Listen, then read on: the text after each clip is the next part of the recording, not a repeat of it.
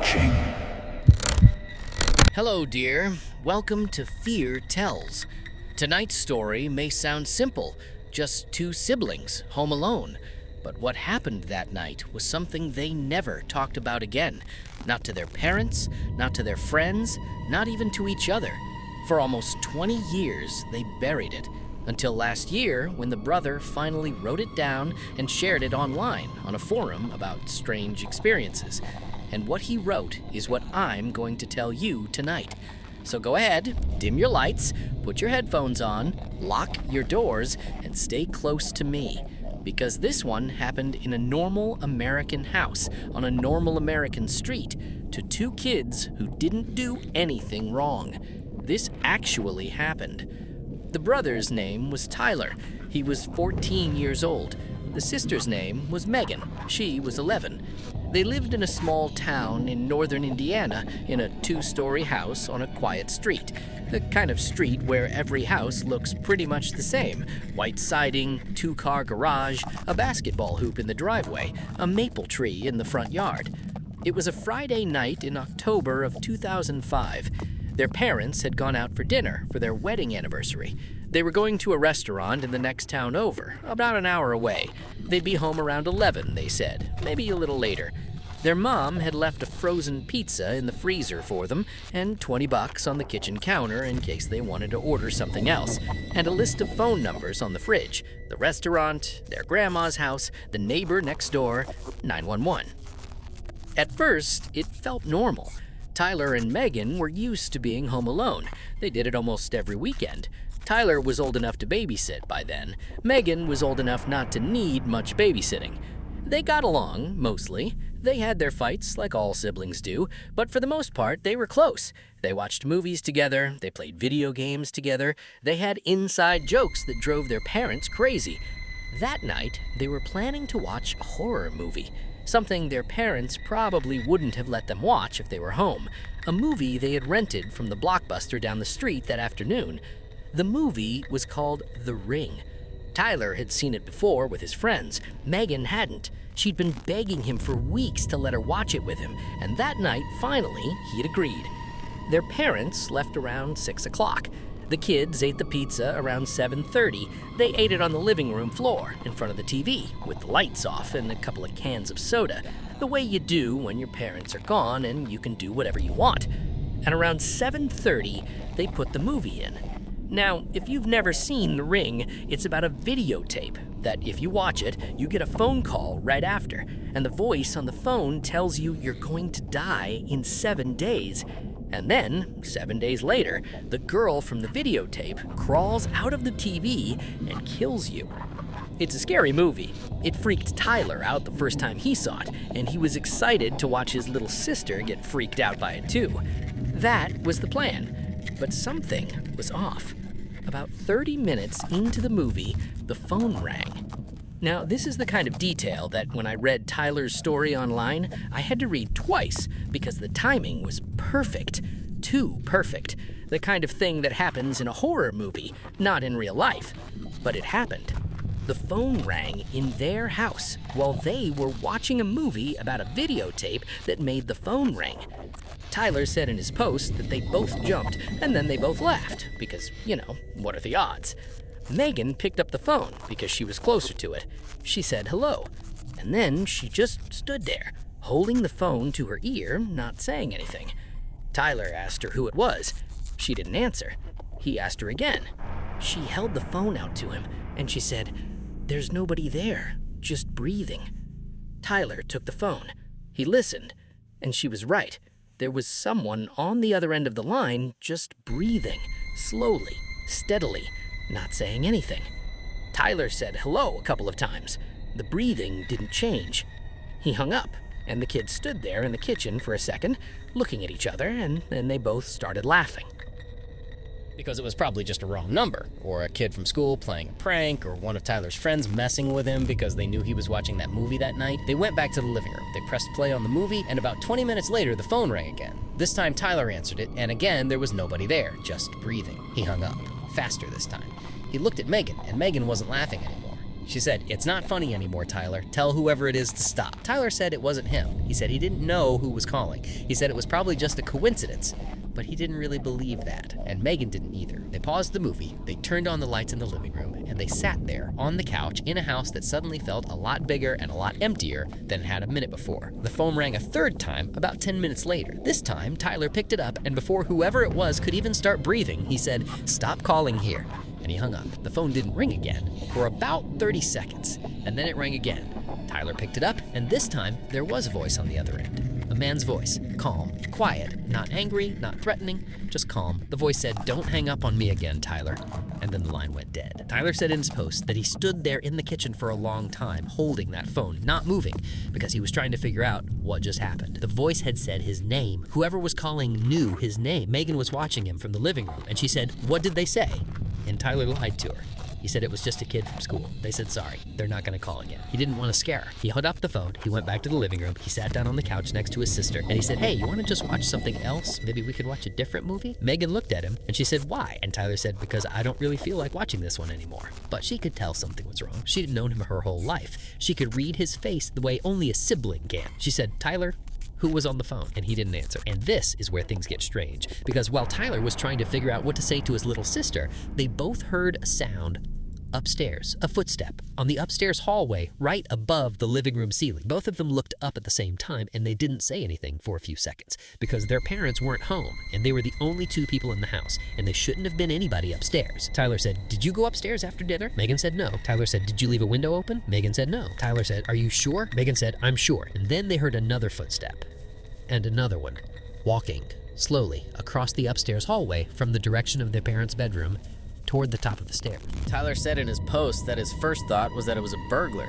that someone had broken in while they were watching the movie, maybe through a window in one of the bedrooms, and they were now upstairs, going through their parents' stuff. He grabbed the phone, he started dialing 911, and then he stopped, because the footsteps had stopped at the top of the stairs, and whoever was up there was now standing right at the top of the stairs, looking down. Tyler couldn't see them from where he was sitting on the couch because the staircase wasn't visible from the living room, but he could feel them. He could feel someone looking at him. He whispered to Megan, "Get behind me." Megan didn't move. She was frozen. She was staring at the doorway between the living room and the front hall, because from her angle on the couch, she could see a little bit of the bottom of the stairs, and she had seen something move there, a shadow, a foot, coming down the first step. She grabbed Tyler's arm, and she whispered, "There's someone on the stairs." Tyler looked and he saw it too, a foot in a black sock coming down the stairs, one step at a time, very slowly, and then a second foot in the bottom of a pair of dark pants. Whoever it was coming downstairs. Tyler grabbed Megan's hand and pulled her off the couch. He didn't know what to do. He couldn't get to the front door without going past the bottom of the stairs, and whoever was coming down was already halfway down by then. The back door was through the kitchen. He pulled Megan into the kitchen. He grabbed the back door handle, and the back door was locked with a deadbolt that needed a key on the inside, a deadbolt that their parents had installed about a year before after a string of burglaries in the neighborhood. Tyler's parents kept the key on a hook by the door, but the key wasn't there. The hook was empty. Tyler said in his post that this was the moment he really realized that something terrible was happening, because that key was always on that hook. Always. His parents were paranoid about it. They'd lecture him about it whenever he came home from school. "Tyler, where's the back door key, Tyler?" "It's on the hook, Mom. Make sure it stays there." But that night, the key was gone. And whoever was upstairs had been upstairs probably for hours. Probably since before Tyler and Megan had even started watching the movie. And they had taken the key. Tyler ran to the front door, dragging Megan with him. He could hear the footsteps on the stairs, still slow, still patient, not running, not chasing them, just walking down, one step at a time. The front door had a regular lock and a chain. He turned the lock, he reached for the chain. The chain was already locked. And the chain he could lock from the inside, but he could only unlock it from the inside too, so that wasn't the problem. The problem was, he was so panicked, his hands were shaking so badly that he couldn't get the chain to slide out of the slot. He fumbled with it for what felt like a minute, and then he heard a voice right behind him on the staircase, maybe 10 feet away. A man's voice, the same calm, quiet voice from the phone. The voice said, "Don't open the door, Tyler." Tyler froze. Megan started crying quietly, trying not to make noise. The voice said, "I just want to talk to you. Both of you. Come into the living room, sit on the couch. I'm not going to hurt you." Tyler turned around, and he saw the man for the first time. He was standing on the third step from the bottom. He was tall, maybe 6 feet tall, white, in his 30s or 40s, hard to tell. He had brown hair, kind of long, and a beard that was just a little too neat, like he'd trimmed it carefully. He was wearing dark pants and a dark sweater and black socks, no shoes, because he'd taken his shoes off probably hours ago when he came in, so he could move around the house quietly. He was holding something in his right hand. Tyler couldn't tell what it was at first. Then he realized it was just a roll of duct tape, just a roll of gray duct tape, the kind you can buy at any hardware store. And the man was smiling at them. Not a mean smile, not a scary smile exactly, just a calm, almost friendly smile, like he was the babysitter and they were the kids and he was trying to put them at ease. He said, "Tyler, Megan, come on, come into the living room, let's just sit and talk, okay?" He knew their names, both of their names. Tyler said in his post that everything in his body was screaming at him to run, to grab his sister and run out the front door. But the chain was still locked. He hadn't gotten it open, and the man was right there, 10 feet away on the stairs. And the man saw him looking at the chain. And the man said, "Tyler, don't, please. I really don't want this to get bad." And he stepped down off the staircase, and he walked slowly into the front hall, and he stood between Tyler and Megan and the front door. He was now maybe 6 feet from them. Up close, Tyler said the man smelled like cigarettes and like something else, something kind of sour, like sweat that had been sitting on clothes for too long.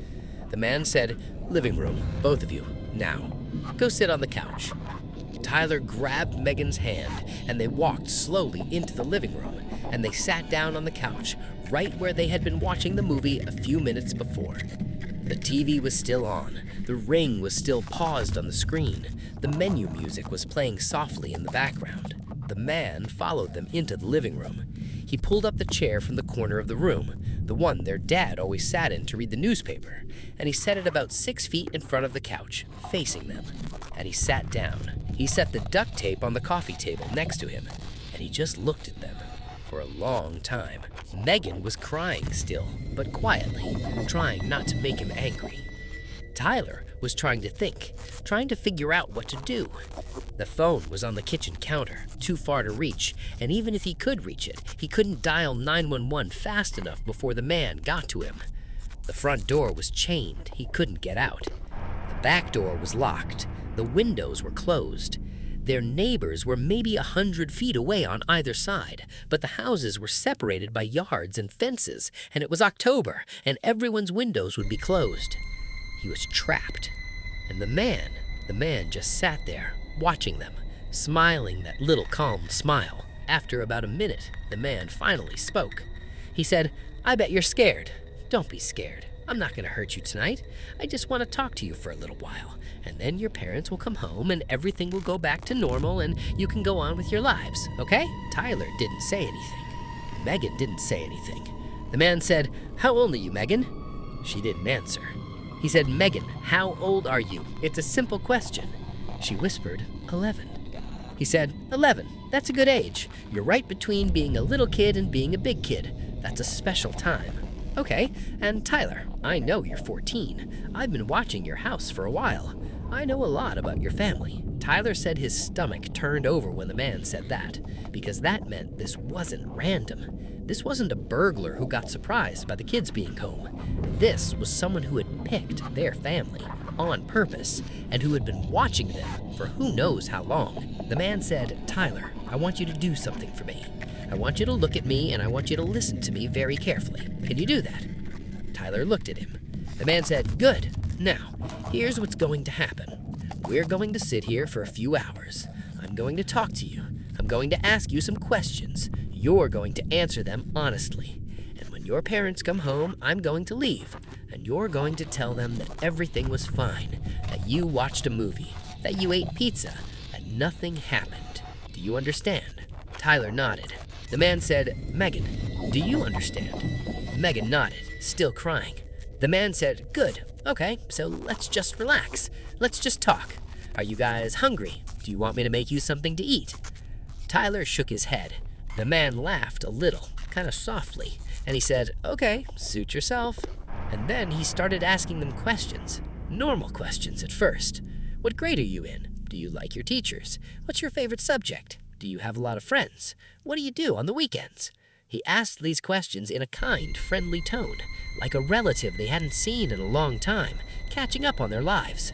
Tyler said it was the most surreal experience of his life, sitting on his own couch in his own living room, answering small talk questions from a stranger who had broken into his house and who had told him he was going to come back and hurt him if he ever told anyone about it. The man asked them about their parents. What did their dad do for a living? What did their mom do for a living? How often did their parents go out? Did their parents fight? Did their parents drink? And then the questions got worse. He started asking Megan questions, specifically Megan, about herself. Did she have a boyfriend? Was she starting to develop yet? Had she gotten her period yet? Megan was 11 years old. She was sitting on a couch answering these questions while her older brother sat next to her, helpless. Tyler said in his post that this was the moment he started thinking about hurting the man. He started thinking about what he could grab, what he could hit him with, how fast he could move, whether he could get to the kitchen and grab a knife before the man caught him. But the man was bigger than him, way bigger. Tyler was 14, he was scrawny, he hadn't hit his growth spurt yet, and the man was a grown adult, in good shape, and there was a roll of duct tape on the table that Tyler was pretty sure wasn't all the man had brought with him. So Tyler didn't move. He just sat there, and he listened to his little sister try to answer questions that no 11-year-old should ever have to answer. And then the phone rang again, the kitchen phone. The man heard it. He looked at Tyler. He said, "Don't move." Tyler didn't move. The phone rang 4 times and then it stopped, and then the answering machine clicked on. And they all heard their mom's voice coming through the speaker, loud and clear. She said, "Hey kids, it's Mom. We're heading home. We should be there in about 30 minutes. The restaurant was great. We'll see you soon. Love you. Bye." And then there was a click and the answering machine reset. The man looked at his watch and his face changed. The calm, friendly look on his face kind of dropped for the first time, and underneath it, there was something else. Tyler said the man looked angry for a second, or maybe disappointed, or maybe both. Like he was supposed to have more time. Like the parents were supposed to be gone longer. Like he had a plan, and now the plan wasn't going to work. He looked at Tyler and he said, "Are they really 30 minutes away?" Tyler nodded. The man said, "Don't lie to me, Tyler. If they're closer, you need to tell me right now." Tyler said, "They said they were going to be home at 11. It's almost 11 now. They're probably 20 minutes. The man stood up. He picked up the duct tape, and Tyler thought, "This is it. This is when he kills us." But the man didn't kill them. He walks over to the couch, he stood over them, and he looked down at Megan,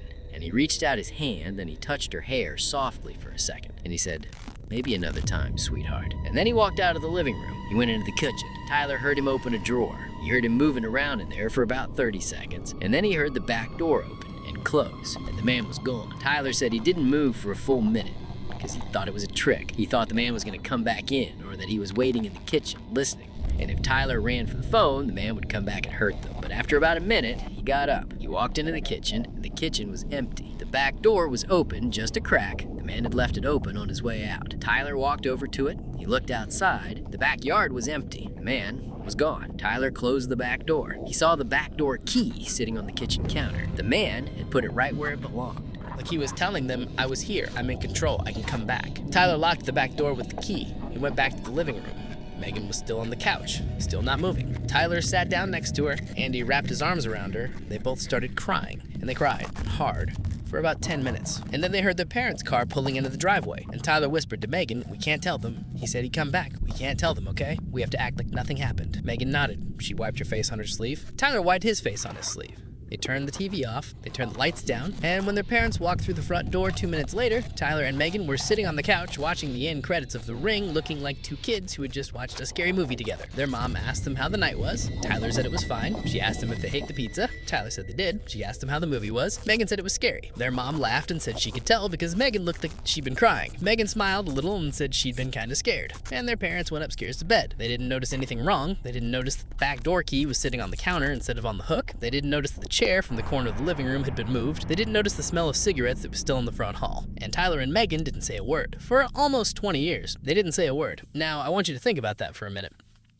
Two kids, 11 and 14, sat on their own couch while a stranger sat across them and asked them questions for the better part of an hour, and they kept that secret for 2 decades because the man told them to, and because they believed him when he said he'd come back. And here's the part of this story that I think is the worst part, the part that when I read it made me have to put my phone down for a while. The man came back. Not into the house as far as Tyler knows, but around the family. Tyler said he started seeing him in the months and years after that night. At first, he thought he was imagining it. He thought every man with a beard and a dark sweater was the man. He thought he was going crazy. He thought he was being paranoid. But then he saw him for sure, about 4 months after the break-in, at Megan's school. Tyler had gone to pick her up from a school play on a night when their parents were both working late, and as he was walking up to the school, he saw a man standing across the street in the parking lot of a closed gas station, leaning against a car, smoking a cigarette, watching the school, watching the front entrance. Tyler stopped walking. He looked at the man saw him, and the man smiled. That same calm, friendly smile, and the man waved at him. A little wave, just his fingers, kind of friendly. And then the man got in his car, and he drove away. Tyler didn't tell Megan. He picked her up from the school. And that night, he went to his room, and he sat on his bed, and he tried to figure out what to do.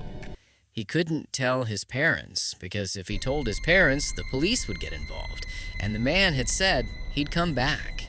And here's the thing, Tyler said in his post, he wasn't just scared for himself anymore. He wasn't just scared for Megan. He was scared for his parents, because he didn't know what the man would do if Tyler broke the rules. So he didn't tell anyone. He just started watching everywhere they went, watching for the man. And he saw him, maybe 4 or 5 times over the next 2 years, at a grocery store, in the parking lot watching their car, at a gas station 2 punts over from theirs looking through the window at Megan in the passenger seat, at a high school football game, standing at the back of the stands watching their family in the bleachers. Every time, the man would smile and wave, that same little wave, and he would never come closer than 50 or 100 feet, and he would never speak to them. He would just watch, and then he would leave, like he was reminding them, I'm still here, I'm still watching, don't forget the rules. Tyler said the last time he saw the man was in the spring of 2008, about 2.5 years after the break-in, at a community college campus where Tyler was looking at taking a class. The man was sitting on a bench across the quad, reading a newspaper. He looked up at Tyler, he smiled, he waved, and he went back to reading. And Tyler never saw him again. Megan, as far as Tyler knows, never saw him at all. Or if she did, she never told her brother. The two of them grew up and they moved out. They went to college and they got jobs and they got married, both of them eventually, and they had kids of their own. And in all those years, they never spoke about that night.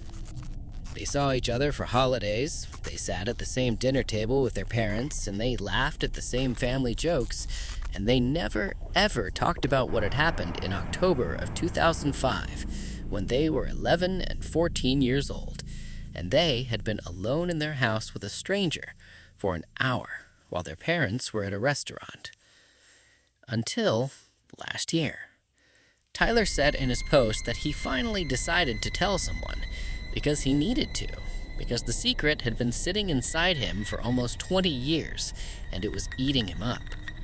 He went to therapy first. He told his therapist, and his therapist told him that what had happened to them was a serious crime, and that even though it had been 20 years ago, he should still consider talking to the police about it, because the man, whoever he was, might have done it to other kids and might still be doing it. Tyler thought about that, and he called Megan. He called his sister for the first time in 20 years to talk about that night. He said it was the hardest phone call he ever made. He said when she answered and he said her name and he said, "Hey, I need to talk to you about that night. The night Mom and Dad went out for dinner. The night with the man on the couch." Megan was quiet on the other end of the line for a long time. And then she said, "I always wondered if you remembered." And Tyler said, "Of course I remember. Megan, I never stopped thinking about it. Why didn't you ever bring it up?" And Megan said something that when I read it in his post made me feel like I'd been punched in the stomach. She said, "Because he came back." Tyler said, "What do you mean he came back?" And Megan told her brother, for the first time, something she had been hiding from him for 20 years. She told him that the man had come back to the house one more time, about 6 months after the first night, on a night when Tyler was at a friend's house for a sleepover and her parents had gone to a movie. She was alone in the house. She was 12 years old by then. She was watching TV in the living room, and the man came in through the back door. Just walked in like he had a key, and he sat down on the couch next to her.